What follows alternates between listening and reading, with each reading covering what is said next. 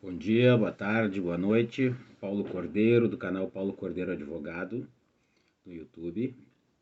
Depois de um bom tempo sem fazer vídeos também. Gente, a correria anda louca mesmo. Muita correria, graças a Deus. Muito estudo, muito projeto. E aí o canal, como não é o objetivo principal aí do escritório, a gente vai alimentando quando pode, né? Alguns clientes pedem que a gente faça e tal, mas nem sempre dá. Hoje eu trocando um pouco o cenário aqui com a quadra da Uliana. Aquele quadro que tinha antes é do marido dela, do Alexandre Moschini, meu amigo de infância, e esse aqui é da Uliana. Tem sempre colorido e tem sempre um olhinho ali, eu adoro olhos. O assunto de hoje é assédio processual. Eu já tinha ouvido falar sobre isso no dia a dia, né? Isso tem ocorrido muito com relação a jornalistas, né? Quando, por exemplo, em relação às opiniões políticas, hoje essa perseguição, né, que vem acontecendo, teve um movimento político que fez bastante isso de forma proposital, isso veio a público, mover diversas ações com as mesmas partes em diversos lugares diferentes para complicar mesmo, né, para causar prejuízo, para causar desgosto, para causar desânimo. E o prejuízo é grande, a contratação do advogado, despesa de locomoção, tempo parado e mais o anímico, né? A preocupação, o desejo de resolver, o medo de ser condenado, talvez, às vezes sem conseguir provar o contrário, enfim, tudo que pode ocasionar na vida de uma pessoa quando ela é processada, especialmente quando a pessoa é honesta e os processos começam a vir, a pessoa se apavora, né? E aí, recentemente aconteceu comigo, um cliente meu que possui uma empresa começou a ser processado, até nesse caso, através de um advogado que queria ter pego uma ação anterior dele, anterior à formação dessa empresa, e não conseguiu, e ele começou a se vingar, colocando esse meu cliente, indicando como se fosse uma formação de grupo econômico, sem provas, e colocando ele em todos os processos que ele está movendo contra uma empresa aí que quebrou aqui na região metropolitana. E aí, sem muitos fundamentos, sem grandes argumentos, ele vai colocando e o cliente se obriga a defender. Nesse caso, ele colocou o cliente, a empresa nova do cliente e a esposa do cliente também. Bom, o que acontece? Essa ação não é na cidade de Porto Alegre, o cliente é localizado em Porto Alegre, é obrigado a se deslocar para audiências, é obrigado a contratar um advogado para cada processo, o advogado para cada processo, no caso eu, né? Ele contratou, eu atendo essa empresa deles já, né? E traz tumulto no dia a dia da empresa, uma empresa está começando, né? E aí eu tive que desenvolver a tese, e aliás vai virar um artigo, conversei hoje com um amigo, e esse fim de semana com outro, para embasar essa tese, mas basicamente por enquanto é uma questão preliminar, onde eu estou usando em defesa prévia alguns fundamentos, assim, e é isso que eu queria trazer hoje no vídeo, tá? Então, ela vai ter elementos objetivos e elementos subjetivos. Os objetivos, então, é o sujeito ativo e passivo e possivelmente os mesmos fatos, tá? Não necessariamente. Tu pode colocar 5 processos contra uma pessoa, 10 processos com 10 dividindo em fatos separados. O que pode acontecer é a conexão desses fatos no mesmo juízo, e aí tem regras processuais para isso, né? E vai se examinar no caso a caso. Mas o que se verifica mesmo, e às vezes só ao final do pleito, é o elemento anímico dessa situação, né? Que é justamente constranger, causar prejuízos, ou às vezes causar prejuízo ao andamento do processo mesmo, né? A famosa chicana, né? Começa a levantar fatos e situações que vão obrigar a pessoa a ter despesas e tal, e aí ela vai postergando a solução do feito, tá? A jurisprudência também nacional não é muito rica com relação a isso, e assim como acontece nos casos de má-fé processual, que não efetivamente esses de assédio processual, é muito raro a condenação por má-fé, né? Em termos de litigância de má-fé, a jurisprudência ela existe, mas ela é pobre. Na esfera trabalhista mais ainda. Se trata então de uma conduta antifuncional. Tu percebe que alguma coisa tem de errado ali, há uma forçação de barra, há um fundamento muito superficial, e aí ela vai estar sempre demonstrando um desvio da finalidade do processo, né? Nesses casos que é só para incomodar mesmo, fica claro, às vezes o pedido é vazio, enfim. Tem muito a ver com a questão de comportamento ético, né, das partes. E aí, nesse ponto, aí, nesse caso específico meu, né, a gente tem como ampliar para a figura do advogado, porque a parte dos deveres das partes dos procuradores, o capítulo dos deveres e partes dos procuradores do Código de Processo Civil, ele deixa claro que todos que participam do processo, sejam eles magistrados, servidores, partes, advogados,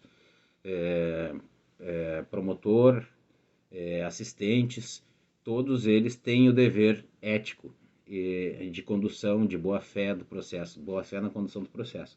Então, nesse ponto, se encontra uma conexão com a atitude do advogado, daquele caso específico, a ser verificado se é isso mesmo, né? A grande dificuldade prática disso. Quando eu aponto quem é que eu estou processando, esse é um direito meu. Então, para eu tirar as partes do processo, em princípio, a não ser que eu tenha alguma situação muito bem comprovada, eu preciso da autorização, eu como réu preciso da autorização da parte autora para retirada dessas partes do polo ativo. E, em geral, o juiz não retira sem a manifestação e a concordância da parte autora. E isso é um problema, porque a pessoa se obriga a se defender naquele processo, né? Existe a tese de conexão, então, de ações, quando se percebe que há o assédio processual, colocar as ações no domicílio do réu, do réu afetado por aquele pseudo-assédio, né? Mas não existe jurisprudência fixada, consolidada disso. Eu levantei algumas hipóteses aqui de conexão, né, de causas no domicílio do réu, e realmente é bem complicado de tu conseguir configurar isso e colocar isso no caso concreto, né? Uma dessas hipóteses que tu pode estar trazendo como conexão é que existindo as mesmas partes, e daqui a pouco um sindicato que represente a categoria no domicílio do réu, se a ação do sindicato, por exemplo, foi proposta antes no domicílio do réu, uma das causas de conexão é o princípio da competência territorial, e ela é uma competência absoluta. Aí, nesse caso, pelo protocolo, pela distribuição da ação, talvez se consiga conexão. Talvez somente quanto àqueles pedidos, e a tese que eu estou tentando construir é de assédio processual e a necessária conexão para todos os pedidos daquelas outras ações que não estão, por exemplo, nessa que vai ser conexa no município do réu. Nesse caso também tem um réu que passa dos 60 anos, considerado idoso, né? Então a gente também tenta conexão pelo Estatuto do Idoso. Mas são todas tentativas, tá? E ainda nada disso ainda está apreciado pelo juízo no que tange a questão do assédio processual. A minha quase certeza e temeridade é que nós vamos chegar até o fim do processo para que os meus clientes possam ser retirados da lide, tá? Basicamente é isso o que nós encontramos hoje na jurisprudência. Nós vamos estar esticando esse assunto, escrevendo artigo a respeito, né? Levantando essas teses, tentando estudar as possibilidades de conexão e de não conexão, né? Mas se tu fores analisar por um princípio de justiça, do sentimento de justiça, quando tem todas as tintas, né, onde há fumaça, há fogo, né? Ou como dizia o Brizola, tem cara de jacaré, rabo de jacaré, pata de jacaré, couro de jacaré. Normalmente é um jacaré, né? Então, daqui a pouco, havendo todos esses elementos aí, se consiga algo antes do final do processo. Se não se conseguir no final do processo, o que se tem hoje em termos de jurisprudência é a condenação em litigância de má-fé, que pode acontecer, retirar o AJG da parte autora, que é comum nas ações trabalhistas, né? E receber a parte autora uma multa, né? O advogado dificilmente será multado, tá?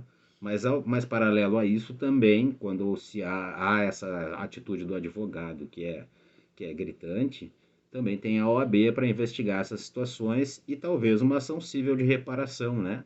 É, a se estudar se isso será proposto daqui a pouco no momento anterior ou depois da sentença trabalhista, enfim, são os fatos que vão trazendo para nós as alternativas jurídicas. Mas ao final, o que se tem ser configurado é a multa por litigância de má-fé e os pequenos efeitos que a litigância de má-fé pode trazer ao processo. Por hora, o que temos sobre esse tema é isso. Tem bastante assunto sendo desenvolvido. A ideia aqui não é trazer uma tese científica, e sim falar sobre o assunto, que fiquem atentos se está acontecendo com vocês. Se tem conhecimento de algum caso assim, pode trazer para a gente aí para ilustrar, para ajudar, para daqui a pouco a gente trazer um novo vídeo no canal sobre isso, tá? Obrigado por tudo. Se gostou, indique para os seus amigos. Se não gostou, indique para os seus inimigos. Fique à vontade. Fica uma dica aí para quem quer assistir. Isso eu devia ter falado no início, mas quem quer assistir mais rápido ali, tem aquela engrenagem ali à direita no vídeo. Ali você pode alterar a velocidade do vídeo. A maioria dos vídeos que passam de 5 minutos eu assisto em velocidade 1,5. Não tira nada da qualidade, só é mais rápido. E não chega a distorcer a voz. Tá? Até a próxima. Em breve eu acho que o próximo vídeo vai ser sobre o comportamento do advogado e do perito nas perícias de insalubridade e periculosidade, especialmente com relação ao oitiva de testemunhas, que é um assunto que está me incomodando um pouco e eu pretendo trazer aí no próximo vídeo, tá? Até breve, obrigado, tchau, tchau.